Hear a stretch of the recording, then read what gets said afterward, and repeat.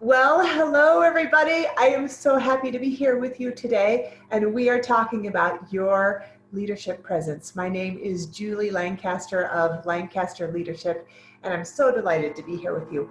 I'm going to encourage you to take a lot of notes today. I'm going to ask for you to answer certain things. I'm going to ask for you to reflect. Take notes, whether it's on your computer or on a notebook. Either way, my hope for you is that you are signing up for absolute transformation for this approximate hour that we're here together. It's easy when doing something through the computer like this to think about it as just another webinar. I really believe that after we're done talking here, that you could feel like you could transform your life. So that's what I'm hoping for. This is going to be corny, but will you raise your hand if you're in it for transformation? Okay, I see you. Here we go. So I'm going to share my screen with you. I wanted to start just with me enlarged so we could say hi to one another, but I'm going to share this with you so that you can follow along. So essentially what we're talking about, you can see here, this is for driven professionals who want to advance successfully within their career, and I'm sure that's you. Advance does not mean get to the next rung of the ladder. It could, but it also means learn, develop, grow. And as you'll see here, we're going to talk about the skills and strategies to contribute while being noticed, respected, and considered, while also being authentically you. I think that's a really important piece. This is not about just learning how to play the game. It's learning how to have a fantastic presence and also be yourself. So starting us off, I'm going to ask for you to think of and write down 2 ways that you might like to advance within your career. Really, write it down. I'm not going to give you a lot of time to think or to process, so just go with the gut during this next hour. What are 2 ways that you might like to advance within your career? Write them down. Might be the next position, might be a skill, it might be a certification, might be soft skills, might be hard skills. I'll share a story while you're writing. So I have the opportunity to run a lot of leadership academies, and during a graduation of a particular regional government group, someone came up to me and she said, "Julie, do you remember me?" And I said, "Absolutely, you were in the graduating class 2 years ago." And she said, "Yes, and I wanted to tell you, you asked us during one day of the academy to write down what we might aspire to within our careers.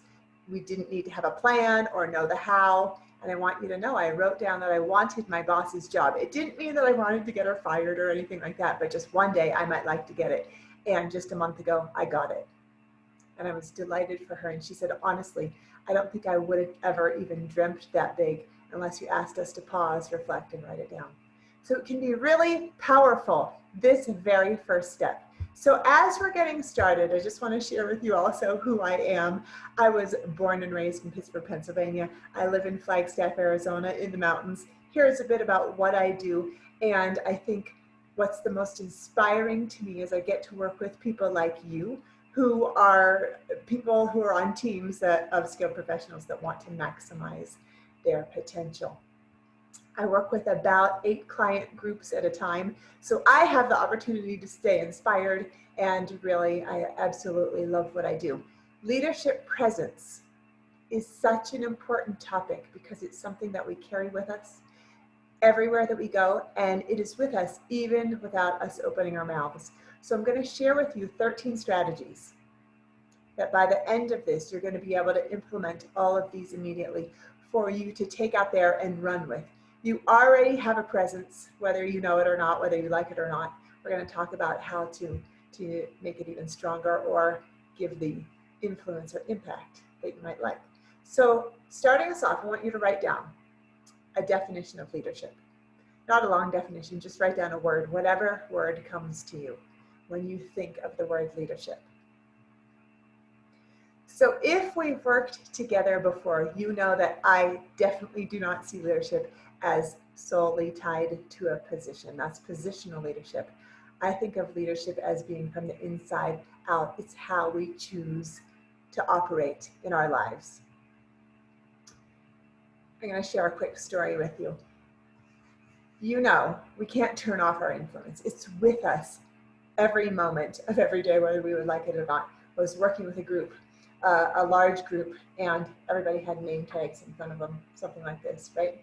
And as the group was filtering in the room, people were filling them out, and I could tell there was somebody who was wishing there weren't so many people in the room, and he found his name tent, and he decided to write his name on both sides, as you're supposed to, and then he set it down, and I could tell with an engineer's kind of mind, he decided to do something to break the status quo, to do something differently. I'm going to show you what I'm doing in just a moment.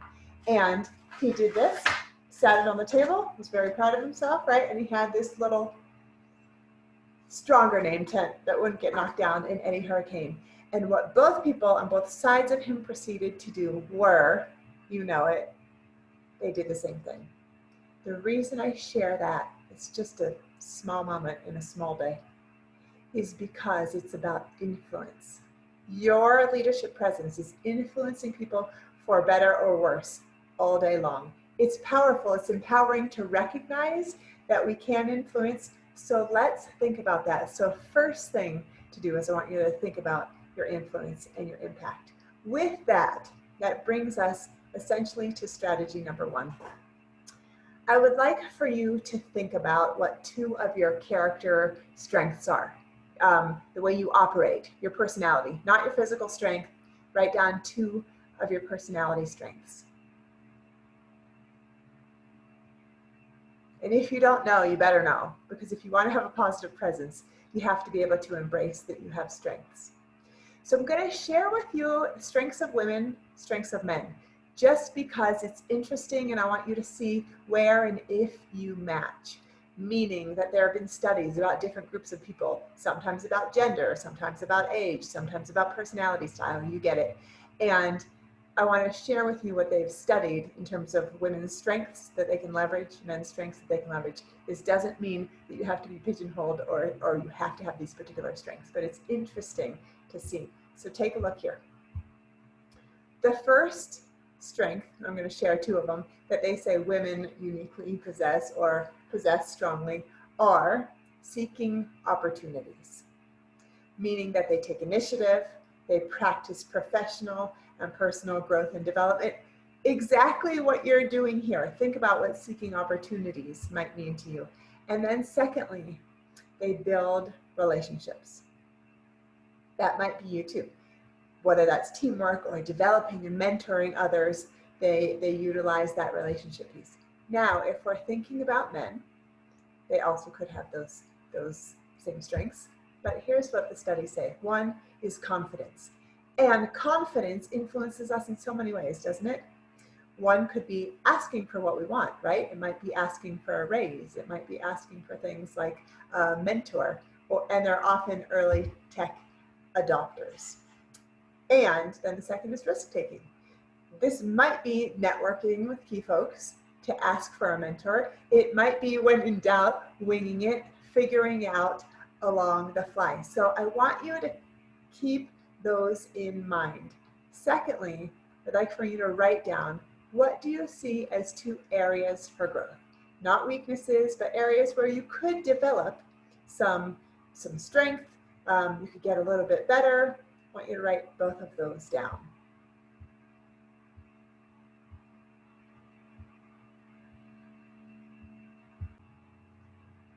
So it's important for us to be aware of our strengths and also be paying attention to where we can grow. But the first strategy is really remembering to maximize your strengths, not always be focusing on how you could improve. So now the second strategy we're going to talk about is I want you to think about what your best self looks like. And this is not something you need to Google. This is not something you need to ask other people. You know when you're your least stressed self, when you're your most joyous self. What does that look like? What are your actions? What are your behaviors? What are your attitudes, your thoughts, and your feelings? Just write things down. I've seen people write things from anywhere from, I'm laughing a lot, that's how I know. Or I'm baking bread, that's how I know. What does your best self look like? And then I want to ask you a really important question. You could write more and more, you could write pages about this topic. I want to ask you, if I was to say you only have a handful of your best days ever in your life, right? Maybe some of us only have 5, maybe some of us have 500. Depends on how you operate. I want to ask you, is today one of your best days? If not, I really want you to consider why. Now, we will always have obstacles, we'll always have roadblocks, we'll always have challenges, and I'm not intending to minimize those. My hope, my goal for you is for you to have as many best days as possible. And what I know is that the more that you are your best self, the more magnetic you are, the more influential you are, the more powerful you are. And in so doing, then you have a really strong leadership presence. And it's not something that has a formula, right? That I first do step A, then step B, then right. It's really getting in touch with what your best self feels like and looks like. If I was to open that door behind you, you would see it's on mine is on my wall in there, and I try and remember it. It's a compass. It is not meaning that every single day I am going to be doing those things, but it's a reminder of who I want to be and how I want to show up. Just to make this personal, I'm going to share with you my leadership presence. So first, stick with me as we're going through this slide. Here it says the goal is for as many moments until 2040 I am. And you might say, why until 2040, Julie? Because that's the year that I will probably retire, meaning that's when I'll be 65. I have really no idea when I'll retire or what retirement will look like. Some of you might be closer, some of you might be further away. I'd encourage you to pause, do some math, and figure out when you're going to retire. The reason I think that's an important distinction is because your career is one thing, post-career is another thing. You may want to be the exact same way once you graduate your career, or you may want to have a very different focus and presence. For me, while I am in the workforce, while I am at this stage in my life, this is how I want to show up in life. I'm going to encourage you to still use any of these that are also true for you, right? There's no copyright on that kind of thing.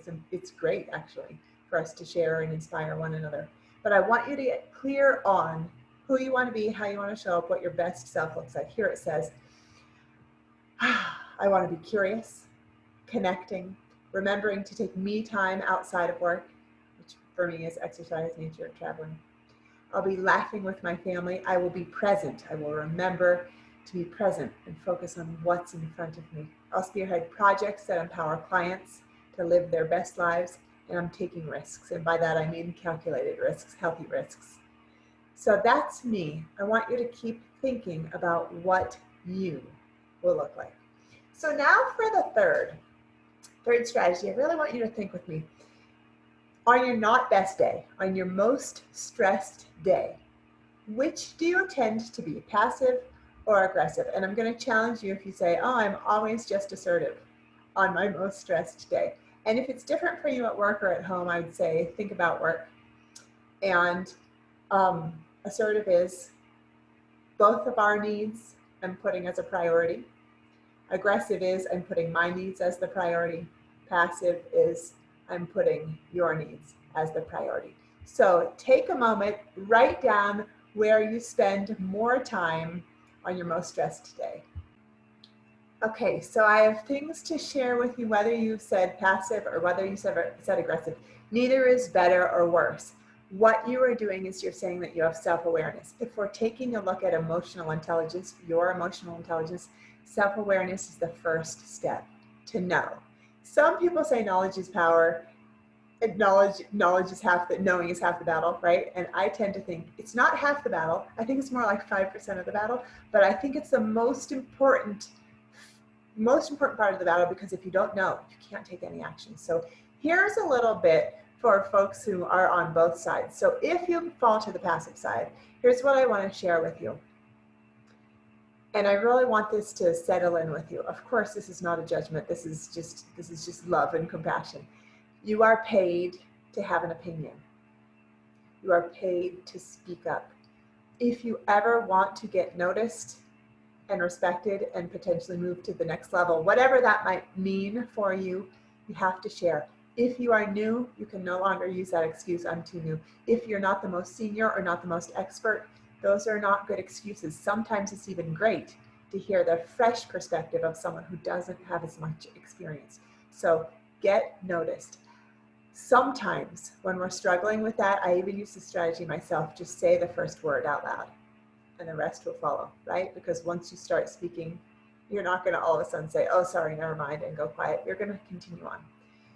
If you tend to lean toward the aggressive side, I have a story for you. So I was working with a woman whose name may or may not be Alice.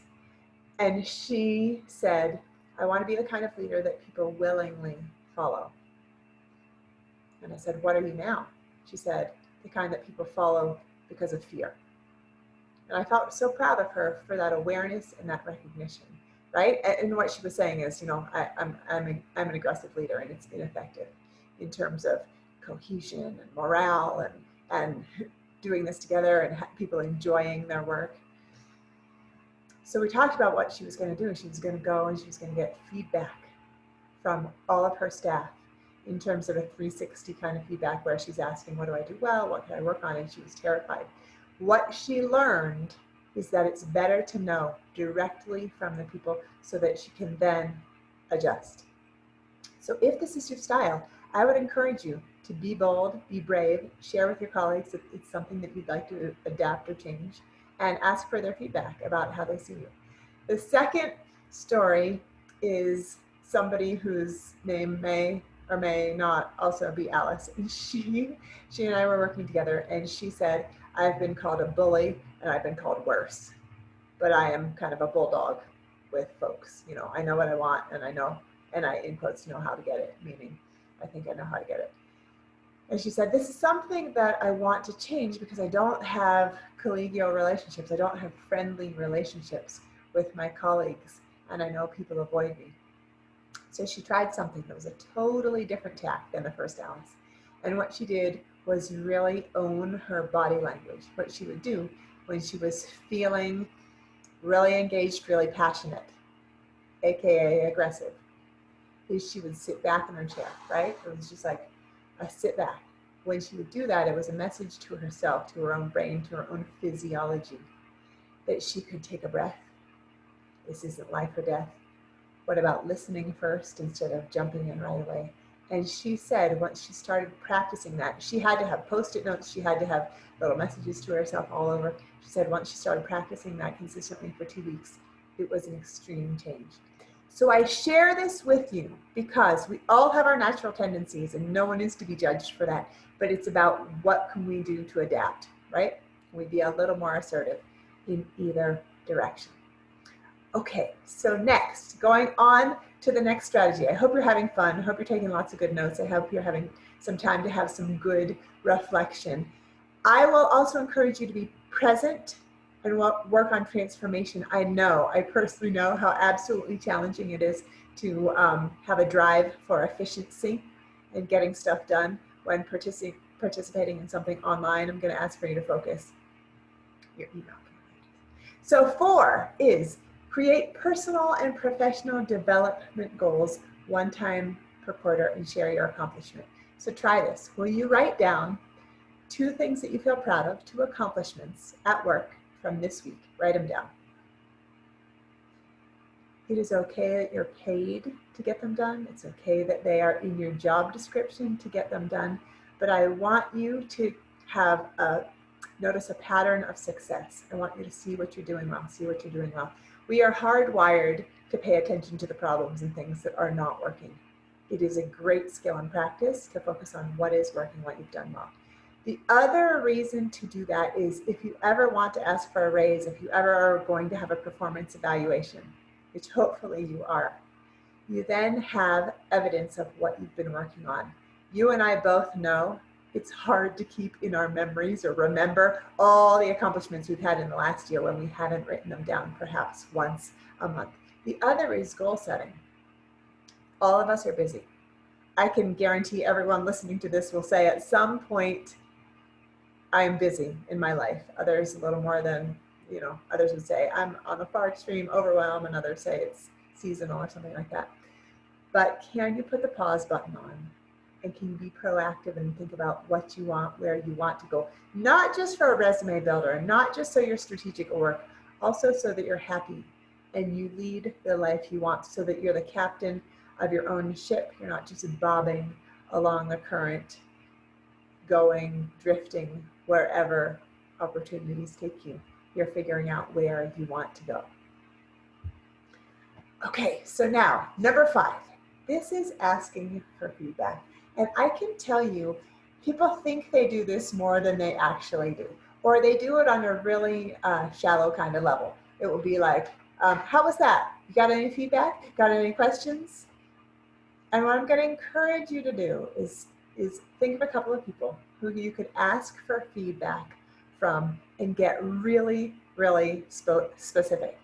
If you are a millennial, a characteristic of that generation, not saying every individual, but in general, millennials really appreciate feedback. Sometimes they say with older generations, no news is good news. But younger folks are saying, please tell me what I'm doing well, tell me what I could work on. Let's also remember, feedback does not just mean what I'm not doing well. It's not just the constructive feedback. It's also what I am doing well. Giving it is one thing. Asking for it is also another. So I'm going to ask you to think about these particular categories that we have here. Your presence. You could ask for feedback about your presence. And actually, that's a bit of homework I'm going to encourage you to do later on. We'll get to it. But ask them, how do I come across, right? Another is ask about what you see as your strengths. You can blame anything on training if you feel shy to do that, if you feel like that's too brazen, too bold. You can say, okay, I took a training where I'm supposed to ask other people what they see as my strengths. Ask for what they see as your areas for growth. Ask about hard skills, meaning the technical skills of your job. Ask about soft skills, meaning personality style kinds of things.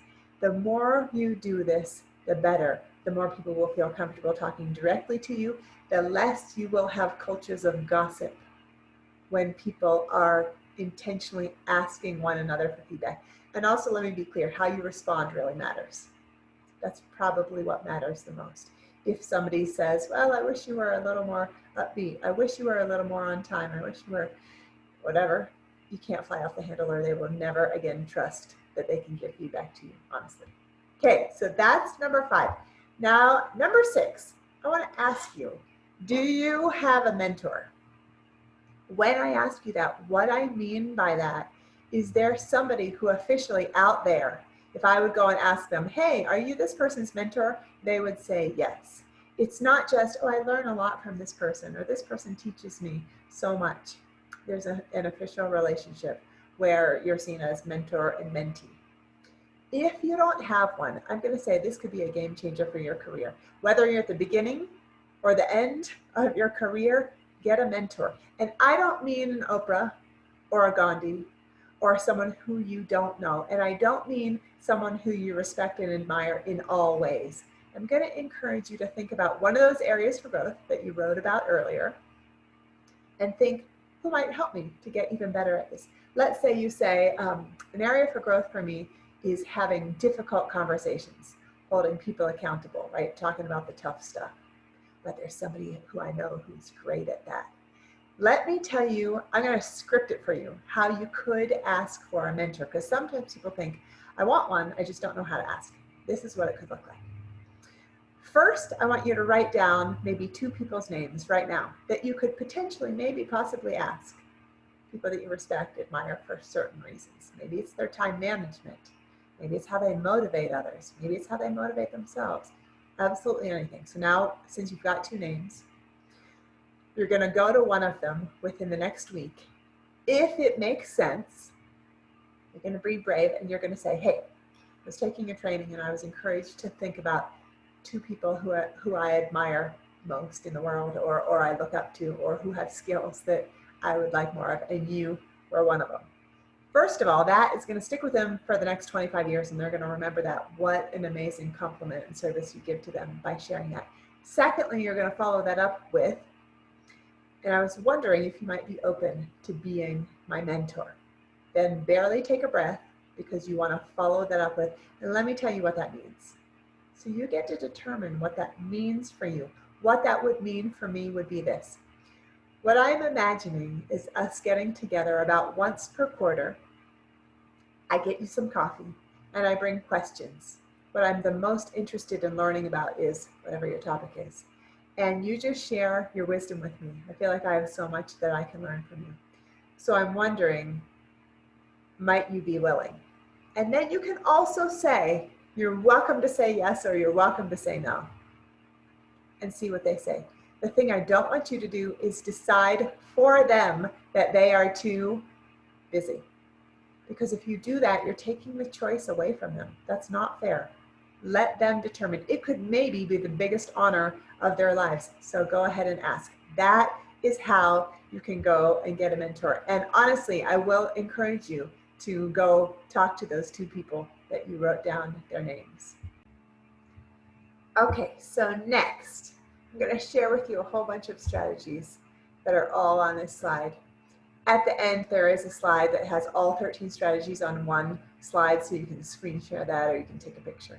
So these are skills. I've had a chance to work with thousands of individuals, so I've gotten to see what the trends are across industries, across levels, where people struggle the most. So this first one here, 7, says saying no well. So I want you to do this with me.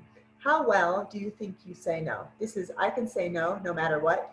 Even when it's not probably appropriate. I have really strong boundaries. This is not so much. This is, I barely ever say no. And the problem is that then I have competing priorities. I can't get the right work done. I'm overtaxed, right? I say yes all the time. So with you thinking about that, first there's a resource. There's a book called The Power of a Positive No that's really helpful with this. But I want to teach you a strategy that can impact your personal life, can impact your professional life, and can impact your confidence in all ways when people present something to you. Now I'm going to share this with you. This happens to me all the time. Whenever we are given new knowledge or information, I sometimes think about when we're trained in first aid or CPR, a situation comes up where we can use it. I don't know why, but I'm going to tell you, being that we're talking about how to say no well now, there's going to be a time in the next week, just watch for it, where you're going to get to use this. I know it. So I want you to imagine, just play with me for a minute. I want you to imagine that I'm coming up to you, and we're in person, we're in the same room, and I see that you have a water bottle. And I just ask you and I say, hey, can I have your water bottle? Your job is to deny me. You can lie, you can make stuff up. I'm curious, what would you say? Just say it out loud, even to yourself right there. Okay, I'm going to give you 2 more scenarios. Let's say we're in the same room. You're wearing a sweater. I'm not wearing a sweater. And I say, hey, could I have your sweater? How could you kindly, respectfully deny me, meaning not give me the exact thing that I want? Do you have an answer for that? And the third is,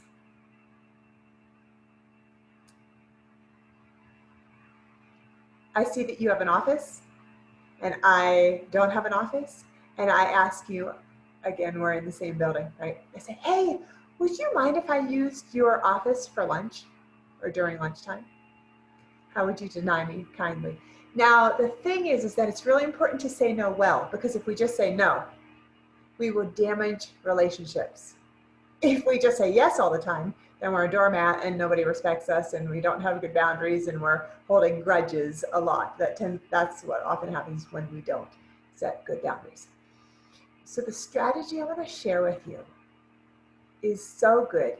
All it is get curious. You remember back at the Leadership Presence, that was one of my first ones. When I'm in a good space and living my best life, being my best self, I am the most curious.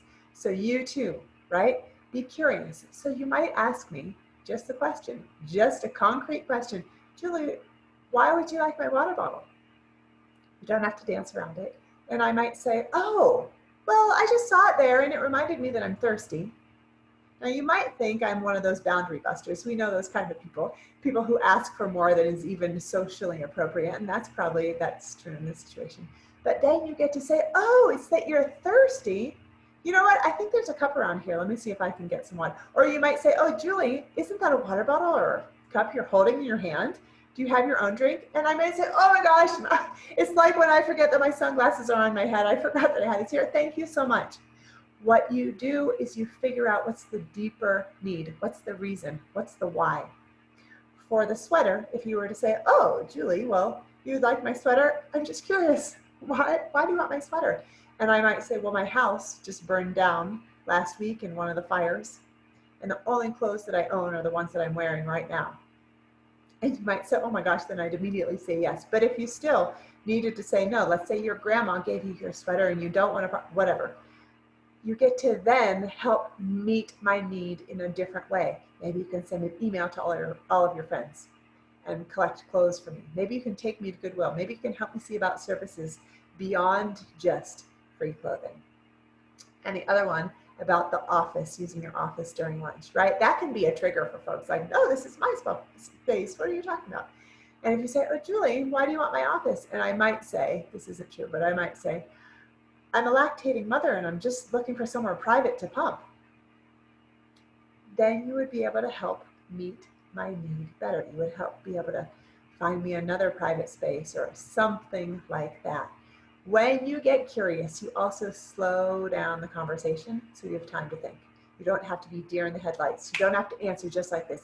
Time is not of the essence all the time. This is strategy, meaning that you will make better decisions. You'll make better time going in the right direction instead of just making quick decisions that you regret. So that's the first part of saying no well. Now the second, third, fourth, and fifth that we have here, did I do that math right? I'm going to share all of these with you because these are all so important. 8 says, have the career conversation. Now, if you're a supervisor, it's easier. If you're not a supervisor, I'm going to tell you how this works. If you're a supervisor, you're going to go to the folks that you supervise, and either at performance evaluation time or during a one-on-one or during their first 2 weeks, anytime, I'm going to encourage you to have them dream big and share those dreams with you. You want people who have drive. You don't want people who are just here because it's a paycheck.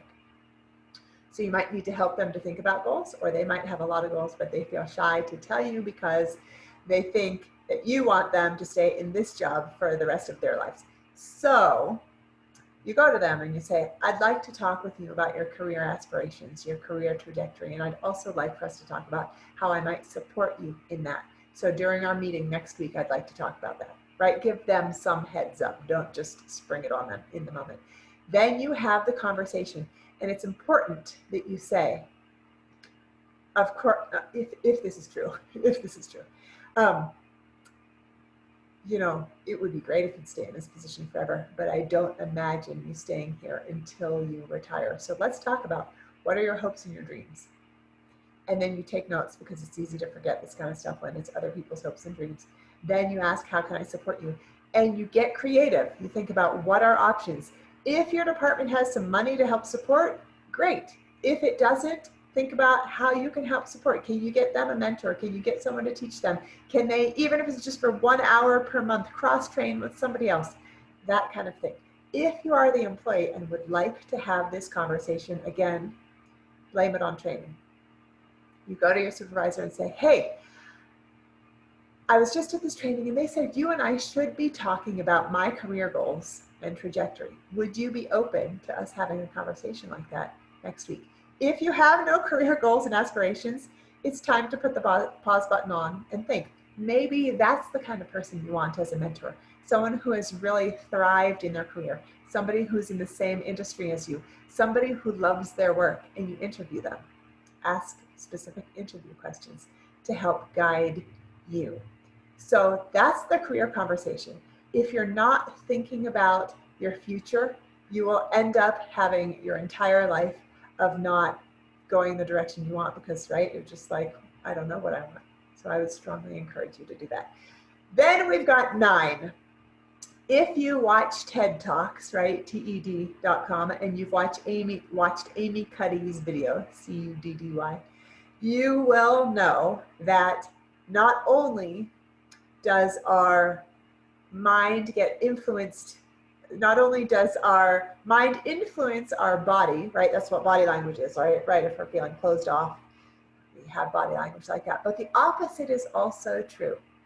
She has done the research, she has the science to say that when we change our body, let's say for 2 minutes, and stand in a Wonder Woman pose or something like that, it will help us to feel more confident. Put your body in the kind of position that you want to feel, and then it's impacted, and it does become that way. It's incredible. It's absolutely incredible. You don't have to do the positive affirmations, the self-talk. I mean, sure, that doesn't hurt. But here it says, claim your space with body language. That means don't take annoyingly too much space, but are you trying to make yourself small? Are your elbows in tight? Are your legs crossed? If so, expand. It's not just for your body, it's for your mind. It's not just to communicate to others, it's to communicate to yourself.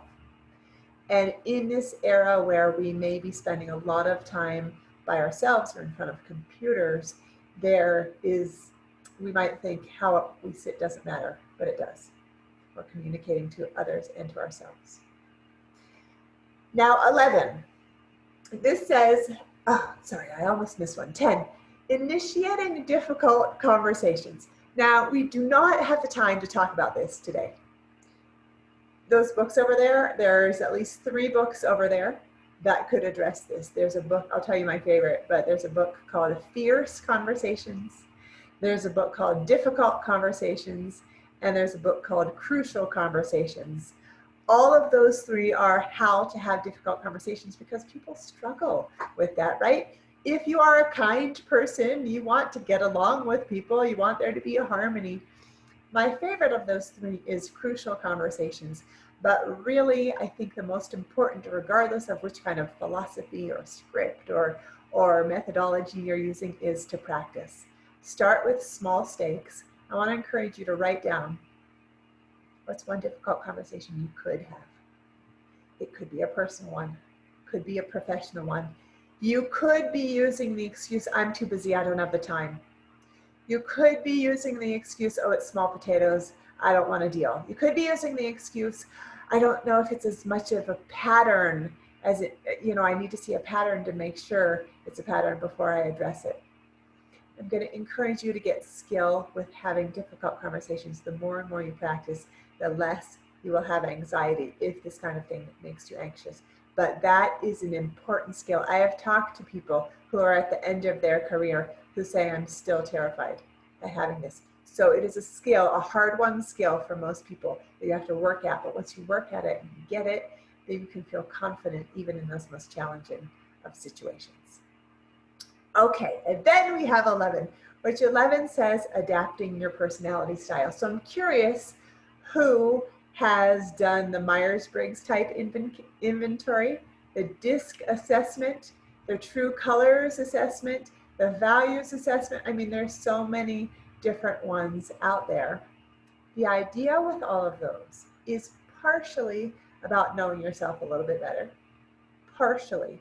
And also recognizing that there are a whole group of other people just like me, and there's nothing wrong with us, right? We've got great strengths, and we have areas for growth, as do all the other personality styles. But here, this is about adapting so that in this situation, you can be an introvert or you can be an extrovert. In this situation, you can focus on the big picture or the details. In this situation, you can be more compassionate or you can be more tough. In this situation, you can be more organized or go with the flow, whatever it might be. When you adapt your personality style, it is not about you forgetting who you are and losing your values. You're staying true to who you are, and you're knowing that the best leaders out there adapt to the situation or to the person. You learn to speak the language of the person, or you learn to adapt to the needs of the situation.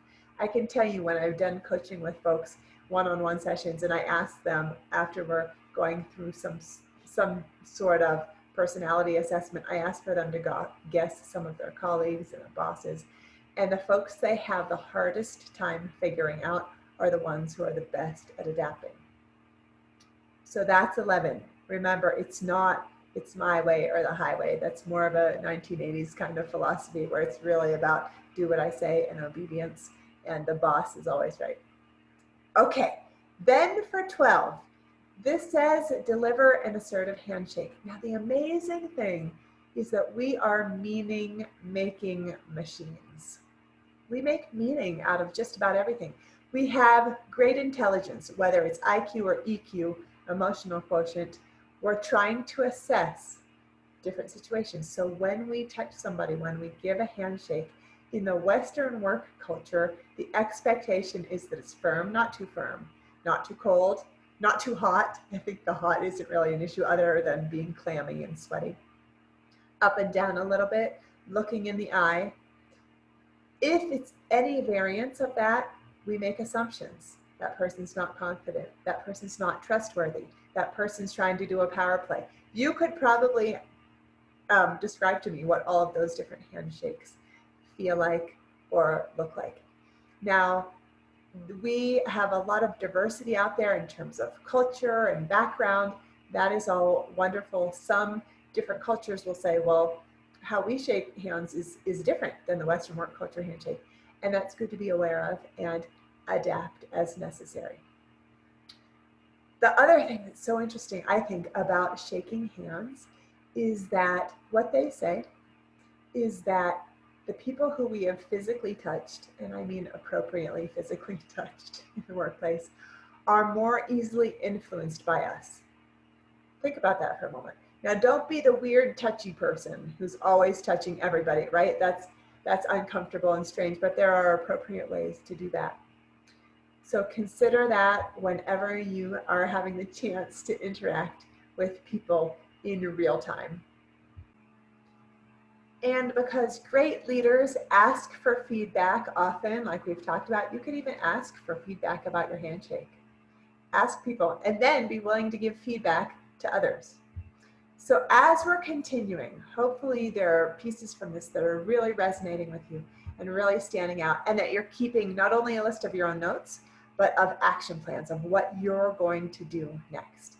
Now this 13 deserves its whole own slide because it's so important. And here it says, create a leadership philosophy. So if you and I have been in a leadership academy together before, which if you're wondering what that is, it's usually something that's between 6 and 12 different days where we're really diving into about 65 different leadership topics. And it's not abstract theory. It's talking specifically about what's going on for you in the workplace and having discussions about culture and making it really come alive. The first step, on the first day, I ask each individual to write a leadership philosophy. If you have never done that or you haven't revisited yours in the last year, I'm going to tell you how, and I'm going to encourage you to do this. This is hard, I'm not going to lie. You can Google and look up, read other people's leadership philosophies. You can learn how to write it well. But the instructions are vague because it's about going in instead of seeking from the outside. So the first step is thinking about, what are my values? How do I operate best? And what my expectations are of myself and of others. You can just start even mapping that out right now, just writing down a few things that come to you. If you're not really clear on any of that stuff, you can take some values tests, you can take some personality style stuff, you can ask other people for feedback. One that I recommend is viacharacter.org, VIA, and then the word character.org. It'll give you a list of your signature strengths, and it'll give you some indication as to what your values are, what's important to you.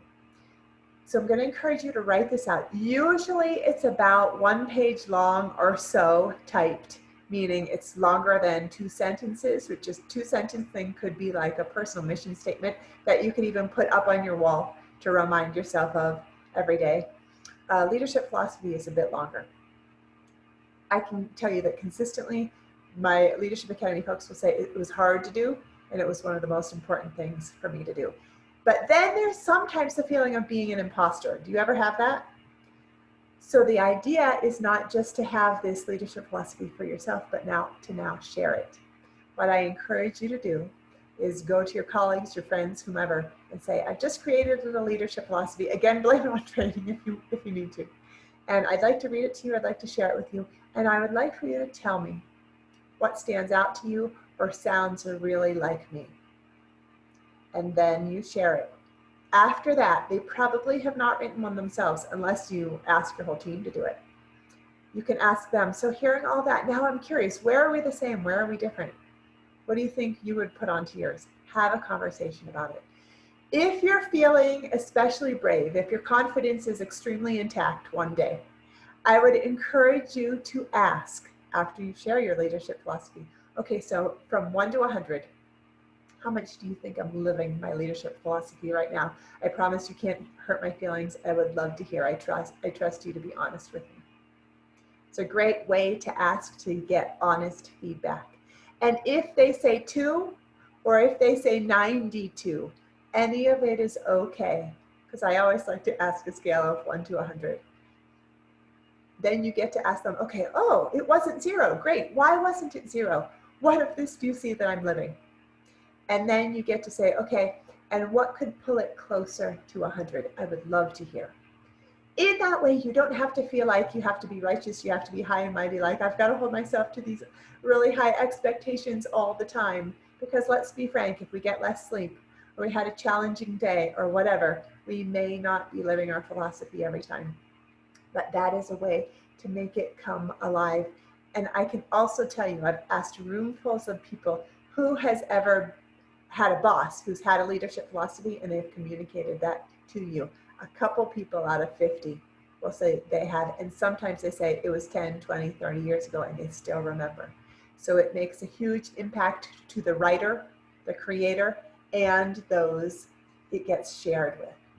So as we are going, we're starting to come around the bend. I'm going to ask for you to today get some real-time feedback. If you are in the same room with somebody, put a pause on and get some feedback from that person. The question often is, how do I come across? How do I come across to you? And people generally know what that means. But I'm going to ask you to do something even more powerful. Before they answer you, write down for yourself, how do you think others see you? Write it all out. And then it's absolutely so much more interesting to hear if it's congruent or incongruent. Ask about your leadership presence. When I'm in a room full of people in the flesh, I ask people to turn to each other, even folks who have just met the hour before. We are meaning-making machines. We can meet someone for 30 seconds and we can tell you our impression of them. So I'm going to encourage you to have deep conversations. Ask for this kind of feedback. Be willing to give it if other people are asking you for it. So now, take a look at this. Here is all 13. You can screen share, or you could take a picture, or maybe you've been taking notes along the way, and so you are good. I want you to take a careful look at all of these and circle or identify 3 that you want to put into use immediately, or do just even a little bit better, because maybe you're doing all of these already. And if you are, you should teach round 2 of this. So think about which of these, pick 3, you would like to maximize, and then create a plan about it. As we're starting to, again, round the bend, I want to share a couple of stories with you in regards to leadership presence. I'm guessing, even as we've been talking, that you could give me feedback, even though we're communicating through the computer, about my presence, about things that are good and about things that I could work on. And of course, I welcome you to communicate that with me if you like. My email address, so that if you want to communicate, is julie@lancasterleadership.com. That would be pretty fun for you to follow up. So here's one story. I had a woman walk into my office and say, Julie, I've been given feedback that I'm a bully and that our morale is in the toilet and that it's all my fault. If any of you have ever felt like that before, it's a pretty terrible feeling. As a coach, I feel honored when people share their stories like that. So the 3 questions, 3 words that I then said next, which all coaches say. If you're a coach, if you've been coached, you know this. Tell me more. And she proceeded to talk about how she's been given this feedback, but also that it's unjust and it's unfair, because she recently went to a training where the presenter was saying that women are judged 3 times more harshly than men in terms of assertiveness or aggressiveness. And I thought, oh, what an interesting thing for her to be sharing. So I then said again, tell me more. And she continued on to say, I'm thinking about getting that presenter to come and talk to my team so they understand. And she continued on. After that, I had one of those moments of truth to think, okay, what do I want to share with her right now? Because my job as a coach is to have compassion and empathy for this person's struggle, to be a champion for their success, and also to be the mirror, to share real and honest feedback, sometimes like nobody else will in their lives. And so I said, okay, thank you for sharing all of that. Would you like to hear my insights? And she said, of course, that's why I'm here. And I said, I'm so sorry, but I'm not going to be able to help you. And as you can imagine, her jaw dropped just a little bit. And I proceeded to say, from what I heard you just explain, none of this is within your control. It's external circumstance. It's about how others see you, and it's not fair. The only people who I can work with are the ones who have an awareness of their leadership presence. I wasn't talking about leadership presence there, but you get how that's connected. They have an awareness of how they come across, and they also have an awareness that they can be empowered, that they have influence and impact, and that they can make a change from within. And then I did the body language thing, right? I stood up and I motioned toward the door and I said, thank you so much for coming in. If you're able to kind of change your perspective or examine this a little bit, please feel free at any time in the future to give me a call and I'd be happy to work with you. I share that because it was such an important moment for me to see how her transformation absolutely happened. She called 2 weeks later and then we were ready to dive in. I share that also with you to think about, how do you come across? What is your leadership presence? What are you in control of? What aren't you in control of? Another story that I want to share with you is I was working with a team of healthcare professionals, and they said, as we were creating their plan and creating their agenda, and as you can see, I do coaching and I do training and I do strategic planning, a few different things. This was a training with a leadership team, and they said, we want you to come in and we want you to fix our team. I mean, they didn't say it as bluntly, but you get it. Fix our team because there's a ton of gossip. And I said, okay, explain that a little bit more. I said, there's a real lack of direct communication. And they said, yes, exactly. What happens is people talk about that one to that one, how that one is a slacker, how that one's not pulling their weight, how that one's too soft, how that, right? And nobody is talking directly to one another. Who they are talking to is us as the leaders, us as the bosses. And then we spend so much of our time trying to mitigate, solve, intervene. So then I asked them directly, I said, okay, well, let me ask you, you leadership team, how much feedback do you ask for about your own performance? And they said, oh no, Julie, you must be confused. We're not talking about us, we're talking about them. And I wasn't confused. And I said, what I am getting at is the culture often starts at the top. What are you modeling? Are you modeling that it's okay to be brave and give perhaps difficult feedback, honest feedback to someone directly? And they said, we're too busy, we don't have time to. I said, okay, you want to make an impact on your culture? We're going to practice that now. So in our training, which we, when I'm with groups, we meet in all different kinds of environments, from a very corporate setting to a very casual setting. This group that was about 12 folks said, okay, I want you to find someone in this room who you know, they all knew one another, and I want you to ask them for some direct feedback, not generic, like what are my strengths, what are my weaknesses, what could I do better, how can I support you, not those questions, but really specific. And there was a ton of pushback. It was really interesting. I thought, this is about to crash and burn. Everyone's going to say, no, I refuse. But they recognized the value and they thought about it and they did it. And I still remember 2 folks who stood out to me the most. And they got together, they partnered up. And the one said with tears in her eyes, she said, I have a fear that you think that I think my department is better than yours. Is that true? And then the quality of their conversation was absolutely incredible. How can each of us be that brave, recognize our own presence, that we make an impact, that we have the opportunity to be really honest, really authentic, still kind, compassionate, and interact with each other. So with those couple of stories, I hope those are inspiring you. I hope those are connecting with you.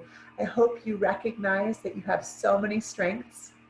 You, of course, like we all do, have areas for growth, but what we've talked about here is for you to keep that unique brand of your own authenticity and go out into the world and be recognized, be valued, create joy, have joy in your life, because a lot of life, that's what it's about, right? Thank you so much for our time together. I encourage you to reach out at any point. Also, I want you to think about this as we're wrapping things up. You all know Albert Einstein, of course. None of you are going to go ask him to be your mentor, right? And he has said, if I was asked to solve a problem and I was given 1 hour, think about this. He says, I would spend 55 minutes defining the problem and then 5 minutes solving it. If you want to live your best life, if you want to have the most magnetic leadership presence, if you want to feel good about who you are, get clear on your questions. If you're going to find that mentor, get clear on what you want to know, because sometimes figuring out the question is the most important part, because then we just need 5 minutes to solve it because we're so clear on what we want to know, what we want to do differently, what we want to understand, how we want to move forward. So connect with me, connect with other lifelong learners and leaders. I'm excited to see how you put this to use. We can connect in a variety of capacities. Thank you so much for your time and enjoy the rest of your day.